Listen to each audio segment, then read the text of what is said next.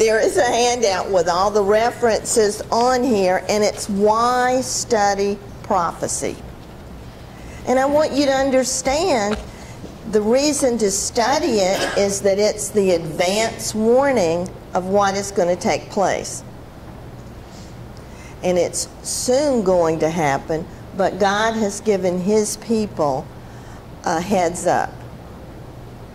And that literally is when we know what's going to happen and we see these things being fulfilled, we literally are told to lift up our heads because we understand that our redemption is drawing near. So this heads up or this advance warning is a blessing for us. So take advantage of it because behind the curtain, all the end time actors are lining up.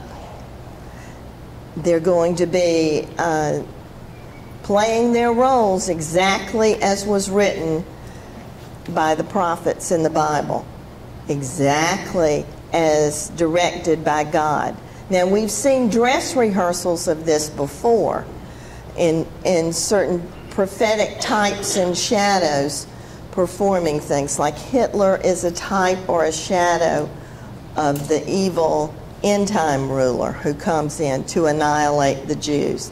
It's just, we've seen glimpses of it, but the real production is ready.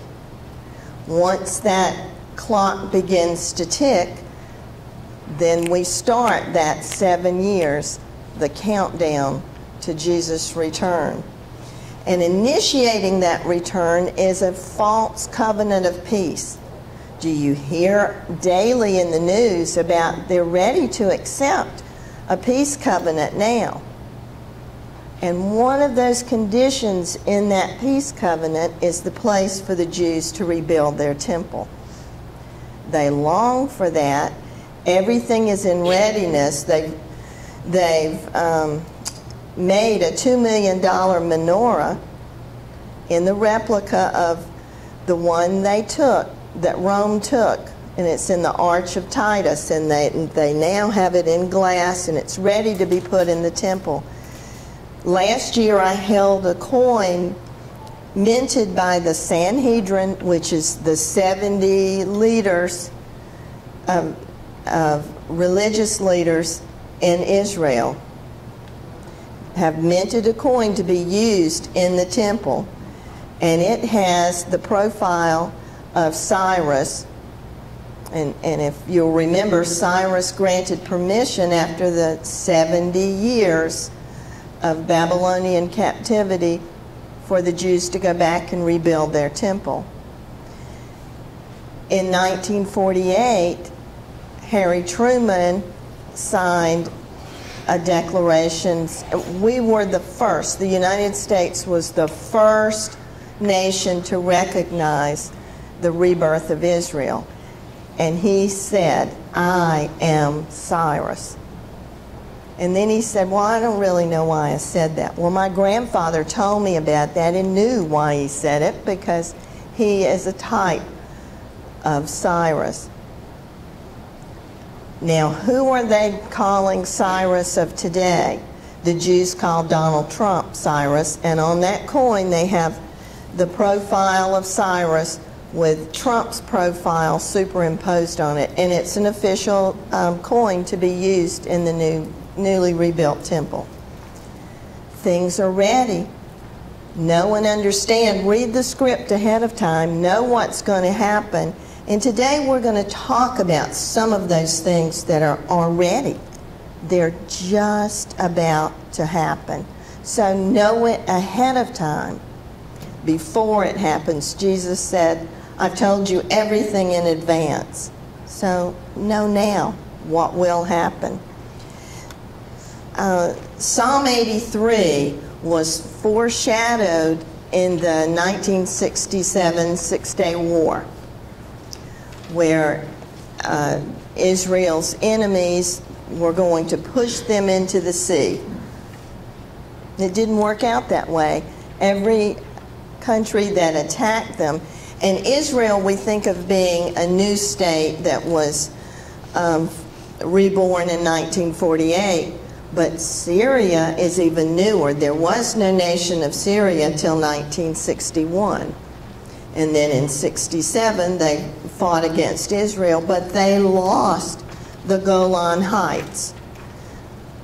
Egypt lost the Sinai Peninsula, and Israel ceded most of that back to them later because they didn't want to run the Suez Canal, and they really didn't want that, but they kept the Gaza Strip. From Jordan, they got the West Bank, which included part of Jerusalem. Well, now, remember all those prophecies where at the end of time nations will come against Israel for a spoil? Well, it used to be a dust bowl. Mark Twain visited it before it became a nation, and he said, you know, scorpions don't even want to live there. There's nothing there. It's dust. Now it's blooming, flourishing. It's in the hands of its rightful owner. Countries are coming from all over the world to purchase technology. And now, in recent years, they have discovered a vast amount of natural gas, and in the Golan Heights, oil. Billions and billions of dollars of oil. Russia has already approached and wanted to control that because they need Middle Eastern oil. And the answer was no. So we see how now what they would be coming for. But Psalm 83 tells us that the immediate surrounding enemies will attack. Now, some people will tell you it's already been fulfilled in 1967. But if you read to the end of that psalm, it says, so that the nations will know that the God of Israel is the most high God over all the earth. Do you think those surrounding nations know that now? No, they do not, but they will. And I think they're going to know that very, very soon. Now, it appears to be, I don't know the order of these things, I just know they're going to happen, but it appears to be that as a retaliatory response from that, Damascus is destroyed.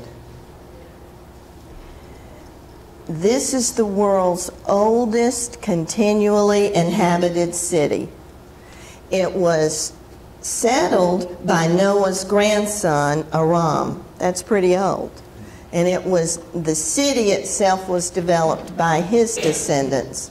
But it's the world's oldest city. It is now the capital city of Syria. Where does Iran store their weapons? Where do they have them right now? And Russia has sold weapons there. And now Turkey is becoming a non-secular but a full religious Islamic nation. When Anthony visited last year, I thought about going with him because I thought the time is coming to an end when a blonde can go to Turkey. And it rapidly is. Now, the prophets are very clear, Jeremiah and Isaiah especially, that Damascus will be destroyed. And it seems to be Israel that has done this in retaliation from their attack. Is this the hook in the jaw that brings Gog and Magog from Ezekiel 38 and 39 down? It says hooks, so it certainly could be one of them to bring down that massive invasion against Israel. But it will certainly, when Damascus is blown up, it will certainly call for a peace treaty. Now, the Jews failed to accept the new covenant under Jesus Christ, but ironically, they will fall for this new covenant of peace under the Antichrist. What does it say when they declare peace and safety? I know you know the old King James version, sudden destruction. That seems to be, it may not be, but it seems to be the massive invasion from the north. A massive invasion. And it seems to occur right at the beginning of that last 7 years that commences with the peace treaty. Because in that prophecy it details that they will convert, Israel is the victor, but they will convert the weapons into fuel. What tanks or bows and arrows can you convert to fuel? And that it will last for 7 years. Well, just in very recent years, we have learned to convert nuclear weaponry to nuclear fuel. And guess how long that conversion lasts? 7 years. So things are lining up, people. Know what's going to happen and watch for it. I said the other night at the prophecy conference, Jesus told us to watch, not to aimlessly look. If you don't know what to watch for, you're just aimlessly looking. Read your prophets, find out what to watch for, and see those prophecies come to life. It's your blessing from God to know this in advance. It doesn't mean you will escape these things, but you'll understand them. You'll know what to expect. Now, Antichrist, I put in my paper that he's probably living today. Who knows? He hasn't been revealed yet. But I say this all the time. Every prophecy in the Bible is a dot on a page. And there are a lot of dots in those. In childhood, we had those pages with dots, and if you connected the dots properly, you could see the big picture. You went from 1 to 2 to 3, and you'd, oh, well, that's what God has supplied us with. Each prophecy is a dot, and if you properly connect those dots, you see the picture as God would have you see it. Now, some of those dots that Daniel supplies, it tells us that Antichrist will come from one of those 4 divisions of Alexander the Great's territory. We don't know which one, just one of those 4. One, Cassander owned Macedonia and Greece, where Alexander was from. Lysimachus controlled Asia Minor, Turkey today. And we know that the other 2 territories, one was Ptolemy I, controlled Egypt. And then there was another territory, went to Antigonus. These were his generals who fought it out and divided it up. And then his son, Seleucus, inherited it, and that empire was called the Seleucid Empire. And then if we turn over to Micah and read some of those dots that he supplies, he tells us that when Christ returns, he's going to deliver us from the Antichrist, and he calls him the Assyrian. So we go back to Daniel and we know, the Seleucid Empire covered the area, the main territory of Assyrian Empire, which today are the modern nations of Syria, Iran, Iraq, and a few bits and pieces of surrounding countries.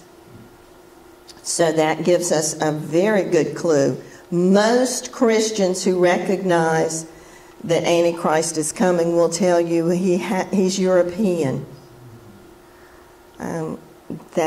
That's not what Daniel and Micah tell me. So I trust the Bible prophets and read them. Everyone will give you a dot concerning this fellow. And when you know prophecy and you tell people, look guys, this, and by the way, this are going to happen. When they happen, they'll remember. And they'll say, well, I heard you say that. How did you know that? It's the Bible.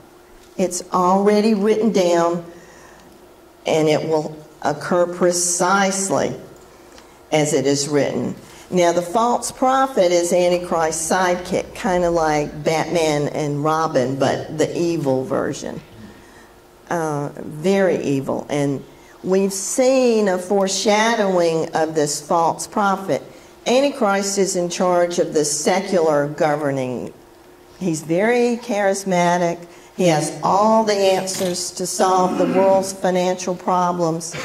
You know, take, for example, identity theft. Well, if you have a chip implanted, just like it says, you can go through the scanner and it looks odd when they have somebody else's hand to scan, or, you know. So it makes perfect sense to do away with money and have it all computerized. Medical data, everything. It's very logical. However, I can't find a loophole that you can accept that mark, so you need to know ahead of time. Look for that loophole yourself. Anthony can't find it, Wally can't find it, I can't find it. Maybe you can. If you can, let me know, because I look a lot better with shampoo than without it. And the homeless shelter will take care of me, I'm sure, but let's talk about the rebuilding of the temple, because that's something that has to be in place. We know Israel has to be a country. It's been reborn, that they need to say, blessed is he who comes in the name of the Lord, and they can speak Hebrew now, they can speak Arabic, they can speak Aramaic, they can say all this in Jesus' tongue. When Pope Francis visited with a lot of Muslim leaders and he sat down and signed an accord, the agreement said Christians and Muslims are united, and it is God's will. Prophets tell us that there won't be,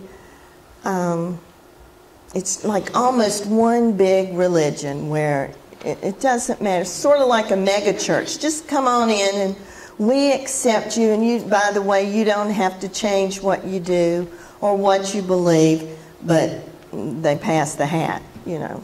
And they grow because people want love and acceptance, and they don't want to have to believe certain things, and they certainly don't want to have to change their behavior. So we see this coming every day. The third temple is ready to be built. It's almost a prefab, and they don't put all their eggs in one basket. All over the world, they have utensils, gold and silver vessels. They have building blocks. They're ready to go, and the blueprint's already in the Bible. What they need is the spot to build it, and that will be a condition of that peace treaty. The Temple Institute says, we think when we get the place to build it and we begin, that we can have that temple up and running in less than a year. But they after Jesus was killed, they rearranged their order of scriptures, and they took the book of Daniel out of their prophets section and put it in the other writings. But what does the angel tell Daniel? This book will be sealed and concealed. So they don't understand. The very book that will tell them, you know what?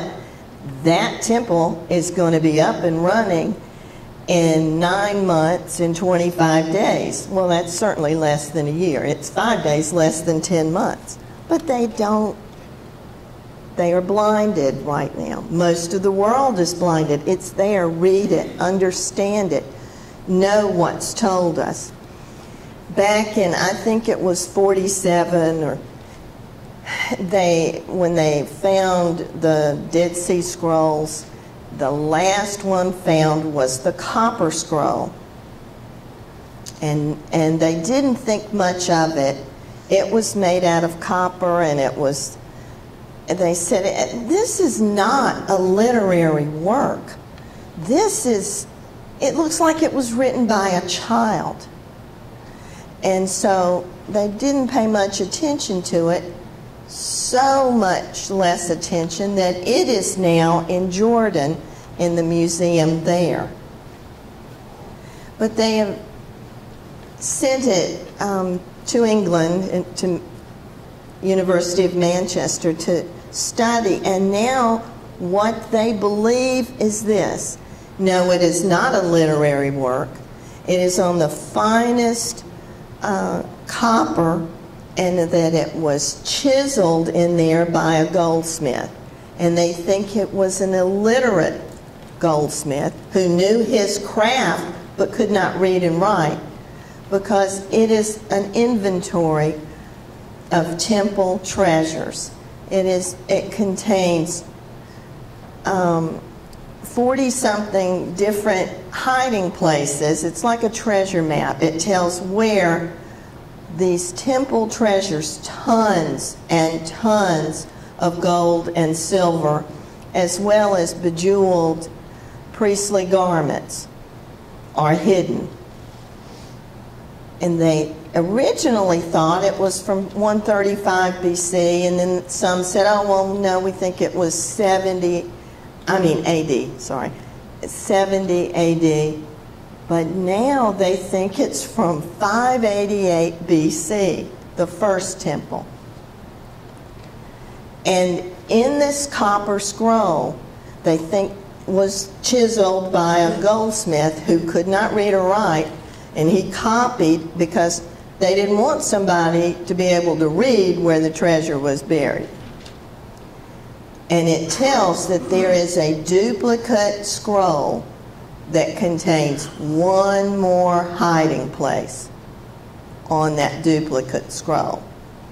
So don't you hear doom, doom, doom, the Ark of the Covenant maybe? Who knows? But I'm sure that will be found soon. But when they discovered this, Israel shut it down. They cannot search. They felt like they were so close. And Israel said, no, there will be no more searching. Because they're afraid that Jordan will come in and say, well, that really belongs to us. And Egypt will say, well, that's our gold that you took from us. Until a peace treaty is signed or something definitive happens, Israel's not going to open up that information or search for those treasures. So watch for that. Know and understand this is on the horizon. When the temple is built, of course, in the middle of that 7 years, you do the math, it's 3.5 years, a time times and half a time, 1,260 days, 42 months, right in the middle, Antichrist stands up and shows his true colors. This charismatic world leader says, well, you know what? I'm God. And he stops the sacrifices. And I'm sure Peter will have an absolute conniption when they start animal sacrifices again. But he will stop it. And that begins the last 3.5 years of the kingdoms of men. And Jesus himself tells us that it is a great tribulation, one that the world has never known. So know and understand this. Pre-tribulationists say, well, we won't have to be there. The church won't be around for that because Christ is going to secretly come in and swoop his bride away, because Christ wouldn't beat up on his bride and God wouldn't be bad to the church. You know, if you read your scriptures, God was pretty rough on his own son. We're not promised a bed of roses, but we're promised there is a light at the end of that tunnel, and that light is Jesus Christ. So know and understand, Hosea warns us, do not be destroyed for lack of knowledge. The Bible is where you get your knowledge. Pray to God who will, before you study, pray to God for understanding, discernment, wisdom, and then study. Be prepared. Arm yourself with the knowledge of what is about to take place in this world.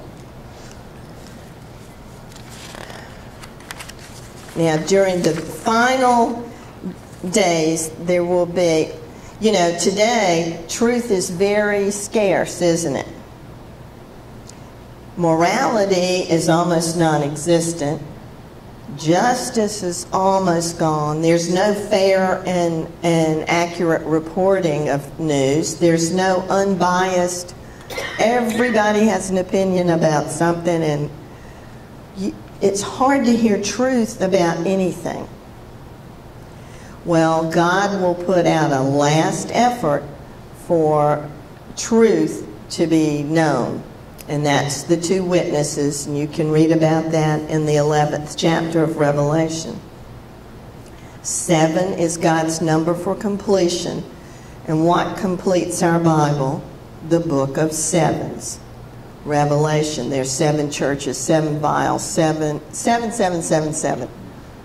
That completes this age, when the kingdoms of this world will become the kingdom of our Lord and of His Christ, but not until that last 7, as foretold by Daniel, is completed. So know and understand these things. Have a schedule of events. Be aware before it happens. I would love to believe that in a pre-trib or even a mid-trib rapture of the church. But Jesus said immediately after. What does that mean to you?